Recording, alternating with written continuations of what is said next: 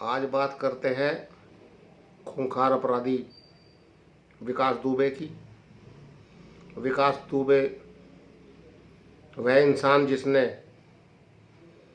हमारे 8 पुलिसकर्मियों को मौत के घाट उतारने का काम किया। तो ऐसे व्यक्ति से, इतने बड़े अपराधी से कोई सहानुभूति नहीं है और सहानुभूति होनी भी नहीं चाहिए, क्योंकि यह लोग समाज के लिए कलंक है और ऐसे लोगों की वजह से ही इस समाज में अपराध बढ़ रहे हैं। तो अपराधियों का तो खात्मा होना ही चाहिए, इसमें कोई दो राय नहीं है। और विकास दुबे जैसे लोग जो समाज के लिए कलंक थे, उनका जिंदा रहना खतरनाक था। तो ऐसे व्यक्ति को तो मौत के घाट जाना ही था और पुलिस ने उसको एनकाउंटर में मौत के घाट उतार भी दिया है। जैसे पुलिस का कहना है कि एनकाउंटर हुआ है, लेकिन जो तरीका पुलिस ने अपनाया है वह तरीका ठीक नहीं था, क्योंकि विकास दुबे को पकड़ने के बाद ही सभी लोगों को मालूम था कि पुलिस वाले इसको कार में ले जाएंगे और रास्ते में मुठभेड़ दिखाकर इसको मार देंगे, और वही हुआ भाई। तो जो पुलिस का तरीका था वह ठीक नहीं था। पुलिस का काम है मुजरिम को पकड़ना और उसको कानून के हवाले करना। अगर पुलिस ये सारे इस तरह के काम करेगी या पुलिस ही अपराधियों को सजा देने का काम करेगी, तो फिर अदालतें और कानून इनका कोई मतलब नहीं रह जाता है। क्योंकि भारत एक लोकतांत्रिक देश है और यहाँ पे कानून व्यवस्था है, उसको बनाने का काम पुलिस करती है, और जो अपराधी होते हैं उनको पकड़कर कानून के हवाले करना पुलिस का कर्तव्य है। जो व्यक्ति पुलिस पर हमला करे,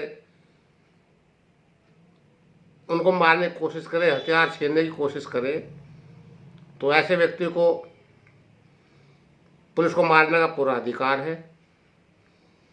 लेकिन जो खुद ही पुलिस के सामने सरेंडर कर रहा है, वो निहत्था है, उसको सुनियोजित ढंग से मारा जाना यह समाज के हित में नहीं है। क्योंकि जो विकास दुबे जो मारा गया है, इसमें जो कहानी पुलिस ने बनाई है, उस कहानी को उन्होंने सही तरीके से पेश नहीं किया। क्योंकि इससे पहले जो दूसरे अभियुक्तों को, जो इनके साथी थे, उनको भी मारने का काम किया, और वह कहानी और आज की कहानी सारी मेल खाती हैं।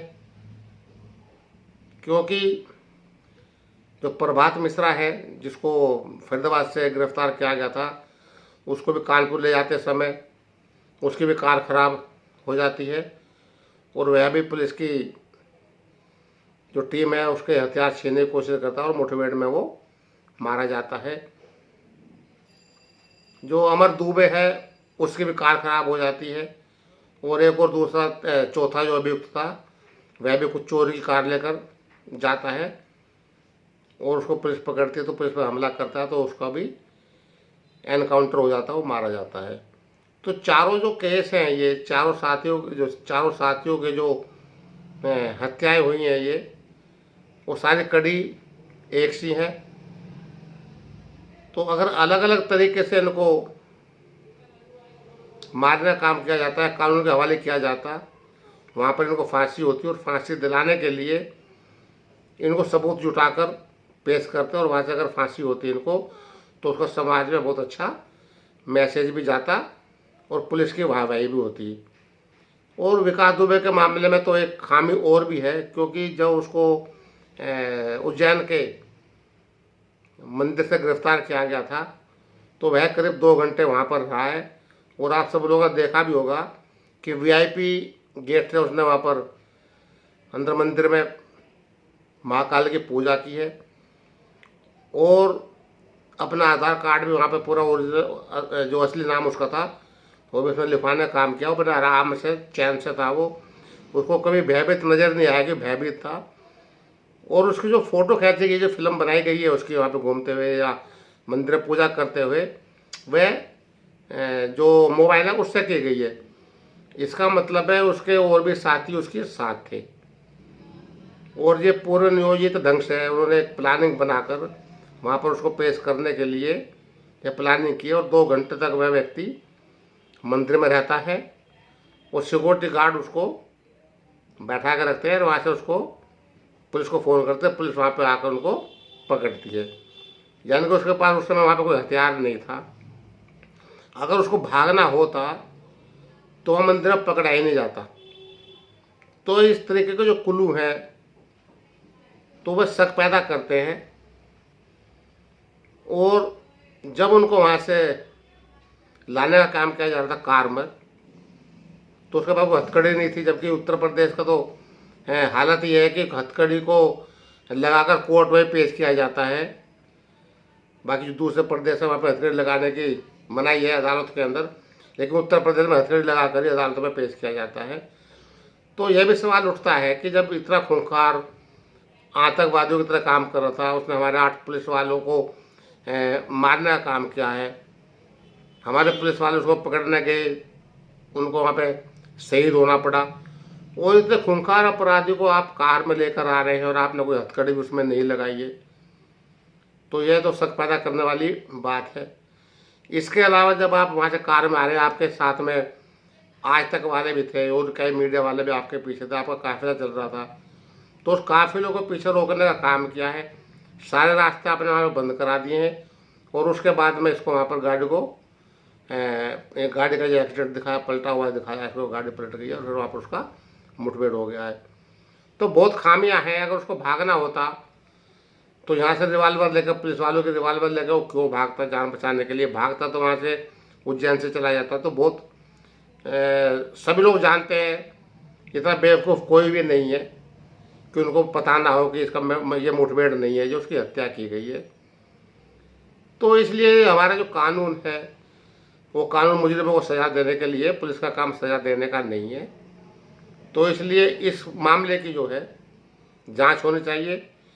बल्कि मैं तो ये भी कहना चाहता हूँ कि जिन पुलिस वालों के रिवाल्वर छीन लिए विकास दुबे ने, तो जो पुलिस वाले अपने रिवाल्वर की रक्षा नहीं कर सकते तो उनमें पुलिस वालों को क्यों रखा गया? उनमें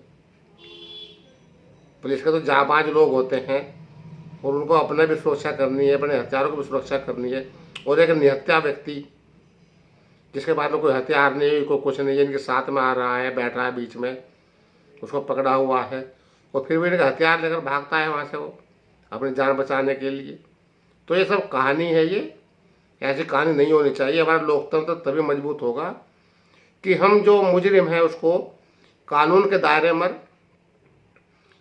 दायरे में उसको सजा दिलाए। उसमें समाज का भला है और एक उसका एक अच्छा मैसेज उसको समाज को भी जाएगा, क्योंकि पूरी दुनिया में ये भारत ही है जो लोकतांत्रिक देश है। यहाँ पे विभिन्न धर्म के, विभिन्न समुदाय के, विभिन्न जातियों के लोग रहते हैं और पूरी दुनिया भारत का लोहा मानती है। तो उनको पता लोकतांत्रिक देश है। लेकिन जो इस तरह की घटनाएं होती हैं, जब एक घटना का तो होता है कि इसको मालूम ही नहीं है, पता नहीं चल रहा, लेकिन सब पूरी जनता को मालूम था कि पुलिस वाले इसको विकास दुबे को लाएंगे और कार में ले जाकर इसको मुठभेड़ दिखाएंगे और उसको मारने का काम करेंगे, और वही काम किया गया है।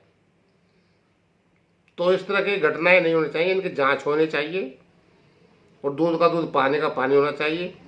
क्योंकि जितना अधिकार अपराधियों को मारने का है, मुठभेड़ में मारने का, तो मुठभेड़ वो ओरिजिनल होनी चाहिए, सही होनी चाहिए। क्योंकि कोई भी मुजरिम हो, देश का हर नागरिक कोई नहीं चाहता है कि जो मुजरिम है, जो अभियुक्त है, जो अपराधी हैं, जो आतंकवादी हैं, उनके लिए सहानुभूति हो। सहानुभूति बदमाश के लिए किसी की नहीं है और होने भी नहीं चाहिए। जो सहानुभूति जो रखते हैं लोग, वह गलत है, वह देशद्रोही है। वह देशभक्त नहीं हो सकते, क्योंकि जो 8 पुलिसकर्मी जिनकी शहादत हुई है वह भी इंसान थे, उनका भी परिवार है, उनको भी जीने का हक है, और वह लोग हमारी रक्षा के लिए सर्विस करते हैं, अपना कर्तव्य निभाते हैं। तो जितना अधिकार पुलिस को दिया गया है उस अधिकार से काम होना चाहिए, क्योंकि जो अदालतें हैं वो अपराधियों को सज़ा देने के लिए हैं, वो सज़ा देती भी नहीं है, देती भी हैं। अब जिस मामले में पुलिस अधिकारी अभियुक्तों से मिले होते हैं, तो ऐसे केस में अदालत भी अभियुक्तों को सज़ा नहीं दे पाती हैं। जैसे कि विकास दुबे ने भी 2001 में थाने में ये भारतीय जनता पार्टी के मंत्री का हत्या कर दी, और 30 पुलिस वालों ने, जिनका फर्ज बनता था कि वो गवाही दें कोर्ट के अंदर, उन 30 के 30 पुलिस वालों ने गवाही देने से इनकार कर दिया, मुकर गए। लेकिन ऐसे मामलों में जो अदालतें हैं उनको भी अपना कर्तव्य निभाना चाहिए, क्योंकि अगर उनको लगता है कि पुलिस भी झूठ बोल रही है, वो गवाही नहीं दे रहे हैं, इसको बचाने की कोशिश कर रहे हैं अभियुक्त को, तो उन्हें खुद ही उस पर मामले को देखना चाहिए, वो सज़ा देनी चाहिए। क्योंकि जो हालात होते हैं उस हालात को ध्यान से उसका देखने का काम अदालत का भी है। कोई मजबूरी होती है, डर भी होता है पुलिस वालों को, जैसे विकास दुबे का डर था या लोभ था कोई, जिसकी वजह से उन्होंने गवाही नहीं दी, टूट गए हैं वो। इसी तरीके से एक केस जैसे आयुषी का केस आया था नोएडा का, उस केस में भी क्या क्या CBI ने उस केस को बंद कर दिया था। लेकिन अदालत ने, जो गाजियाबाद की अदालत थी, उस अदालत ने खुद उस केस को बंद ना करने के बजाय पर संज्ञान लिया और अभियुक्तों को गिरफ्तार कराकर जेल भेजने का काम किया। तो इसी तरह के अदालत का भी फर्ज बनता है कि जो हालात है उन हालात को भी देखना चाहिए कि थाने के अंदर हत्या तो हुई है, हत्या किसी ने किसी तो की है वहाँ पर, तो उस मामले में इसको अगर सज़ा हो जाती, उम्र कैद हो जाती, तो आज ये नौबत नहीं आती कि हमारे 8 पुलिसकर्मियों को अपनी जान से हाथ धोना पड़ता। तो मेरा तो यही कहना है कि पुलिस को अपना कर्तव्य निभाना चाहिए और जनता पुलिस के साथ है। लेकिन अगर इस तरह की हरकत करेंगे तो जो गलत काम है उसका कभी समर्थन नहीं किया जा सकता। जो अपराधी पुलिस वालों पर अटैक करता है, उसको मारा जाता है, तो पूरे देश की जनता पुलिस के साथ है। लेकिन जिस तरीके से ये नाटकबाजी कर कर, एनकाउंटर दिखाकर हत्या की जाती है, यह बिल्कुल गलत है। इस तरह के हादसे नहीं होने चाहिए। अगर मुठभेड़ दिखानी है, अगर झूठ ही आपको करना है, तो झूठ का पता नहीं चलना चाहिए किसी का, और आपका काम भी हो जाए। तो ये फर्जी मुठभेड़ साफ नज़र आ रही है और देश की सारी जनता को मालूम है कि यह फर्जी मुठभेड़ है। क्योंकि जब उसको हथकड़ी होती तो भागने की कोशिश भी नहीं करता। जरा पुलिस वाले बता रहे हैं कि वो भागने की उसने कोशिश की, रिवाल्वर छीन ली। तो जो स्पेशल टास्क फोर्स है उसने इतनी बड़ी गलती कैसे की? थाने की पुलिस तो उनसे मिली हुई थी, ये हो सकता है, लेकिन स्पेशल टास्क फोर्स तो मिली हुई नहीं थी उनसे। तो आपने उसको हथकड़ी क्यों नहीं लगाई? और जिस तरीके से गाड़ी पलटी है वो, उसमें साफ दिख रहा है कि स्पीड से गाड़ी आई है, तो पलटी नहीं है, ये उसको पलटाया गया है। तो ऐसे मामलों की जांच होनी चाहिए और न्यायिक जांच होनी चाहिए। तो इस मामले में भी अगर सुप्रीम कोर्ट के जज से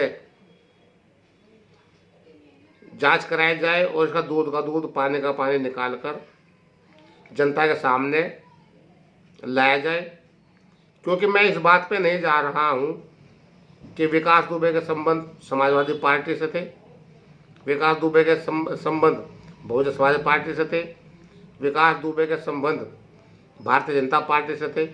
इस बात को तो मैं कर ही नहीं रहा हूँ। मैं सिर्फ बात यह कर रहा हूँ कि वह एक अपराधी था और अपराधी के लिए सहानुभूति शब्द हो ही नहीं सकता, उसके लिए किसी किस्म की सहानुभूति नहीं हो सकती। लेकिन जिस तरीके से हमारे संविधान में और हमारे कानून में है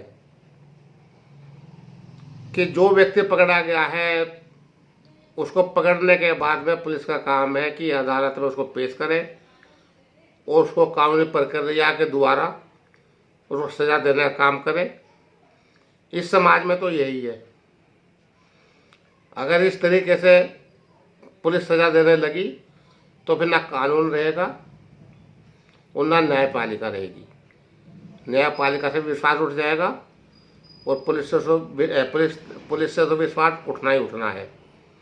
तो पुलिस का विश्वास बनाए रखने के लिए, अपनी न्यायपालिका को कायम रखने के लिए, उसकी विश्वसनीयता को कायम रखने के लिए इस केस की जांच करानी चाहिए और जनता के सामने इसके सारे तथ्य रखने चाहिए। इसके अलावा विकास दुबे के जो मोबाइल में जो कॉल डिटेल्स हैं, उन सारे कॉल डिटेल्स को भी जनता के सामने पेश करना चाहिए कि उस व्यक्ति ने इन 8 दिन में 9 दिन में किन किन लोगों से संपर्क किया है, किन किन लोगों ने उसकी सहायता की है। तो ये जनता के सामने आना चाहिए और उन लोगों को भी कानून के दायरे में सजा होनी चाहिए जिन लोगों ने 9 दिन तक, 10 दिन तक या 8 दिन तक विकास दुबे की सहायता की है। क्योंकि विकास दुबे तो मर गया, लेकिन उसके जो साथी हैं, जो उसके सहयोगी हैं, जो बच गए हैं, अगर उनको सज़ा नहीं मिली तो वह फिर आगे अपराध करेंगे और यह समाज के लिए बहुत खतरनाक होगा। तो मैं योगी सरकार से और केंद्र सरकार से यही अपील करना चाहता हूं कि इस मामले की न्यायिक जांच होनी चाहिए और जो तथ्य है उनको सामने रखा जाए और अपनी जो कानून व्यवस्था है वह कायम रहे।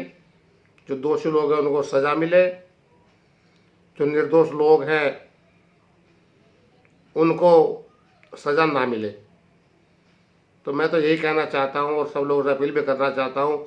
एक बार मैं फिर भी सभी अपने जनता से, अपने देशवासियों से ये अपील करना चाहता हूँ, ये आग्रह करना चाहता हूँ कि कभी भी किसी भी अपराधी का कभी भी समर्थन नहीं करना और ना ही उससे कोई सहानुभूति रखना है। क्योंकि यह लोग देश के लिए, उस समाज के लिए कलंक हैं। इनका समाज में रहने का कोई अधिकार नहीं है। तो जो अपराध करते हैं वह किसी धर्म के नहीं होते, किसी जाति के नहीं होते। अपराधी अपराधी होता है और जनता को उससे खतरा होता है। तो इस खतरे को बचाने के लिए, अपने अमन चैन को कायम रखने के लिए, इस देश की एकता और अखंडता के लिए हर अपराधी का विरोध करना है। कोई भी अपराधी हो उसके साथ में सहानुभूति नहीं करना है और हमेशा सच का साथ देना है। झूठ को झूठ समझना है, सच को सच समझना है। अगर भारतीय जनता पार्टी का समर्थक है और मार दिया गया है तो पुलिस का इसमें समर्थन किया जाए, ऐसा नहीं। समाजवादी पार्टी के लोग हैं, वह लोग समर्थन करें, यह ठीक नहीं।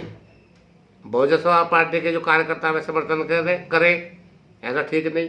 जो चीज़ सही है, सही को सही बोलना चाहिए, गलत को गलत बोलना चाहिए।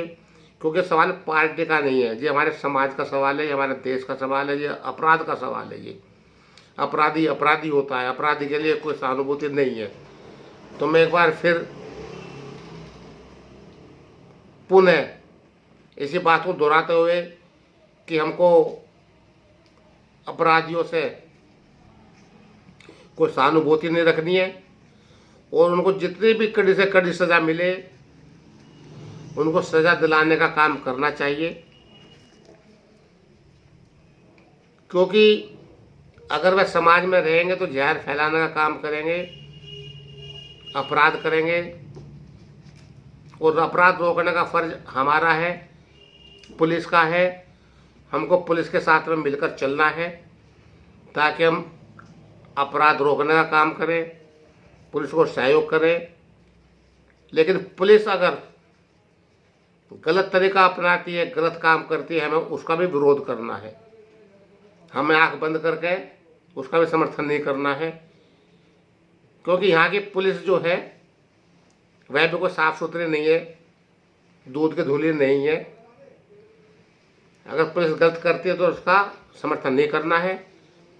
जो पुलिस सही काम करती है उसका भरपूर तरीके से, हर तरीके से समर्थन करना है। यही मेरी अपील है और ये मैं कहना चाहता हूँ, क्योंकि मैं खुद गलत को गलत कहता हूँ और सही है उसको सही बोलता हूँ। मैं कभी ये नहीं करता हूँ कि मैं भारतीय जनता पार्टी में हूँ और भारतीय जनता पार्टी के नाते जो काम हो रहा है उसका मैं समर्थन करूँ, या बहुजन समाज पार्टी में हूँ, जो बहुजन समाज पार्टी वाले कर रहे हैं सही है बाकी गलत है, ऐसा नहीं है। या समाजवादी पार्टी में हूँ या किसी और पार्टी में हूँ और उस पार्टी के समर्थन में करता रहूँ, ऐसा बिल्कुल भी नहीं है। मैं गलत को गलत ही कहूँगा, सही को सही कहूँगा। और आप सब लोगों से भी यही विनती करना चाहता हूँ कि आप लोग भी गलत को गलत कहें और सही को सही करें। इसी से हमारा समाज बनेगा, देश तरक्की करेगा, समाज तरक्की करेगा। जय हिंद, जय भारत।